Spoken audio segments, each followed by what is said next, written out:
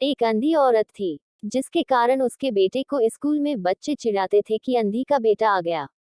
हर बात पर उसे यही सुनने को मिलता कि अंधी का बेटा।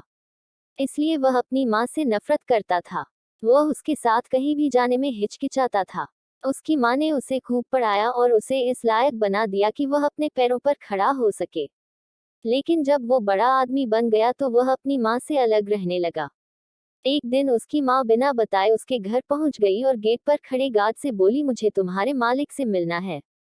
गार्ड ने जब अपने मालिक से पूछा तो उसने कहा कि कह दो कि मैं घर पर नहीं हूँ।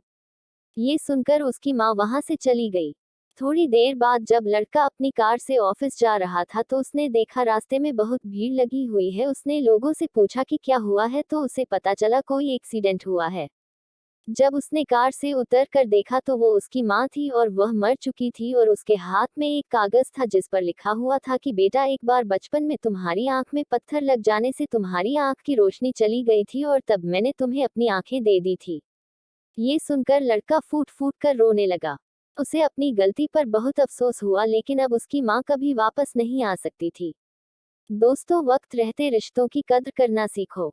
माँ बाप का कर्ज हम कभी नहीं चुका सकते, इसलिए हमेशा अपने माँ बाप का मान सम्मान करो, उन्हें प्यार दो, जितना हो सके उन्हें खुश रखो। क्योंकि अगर धरती पर कहीं स्वर्ग है तो सिर्फ उनके चरणों में।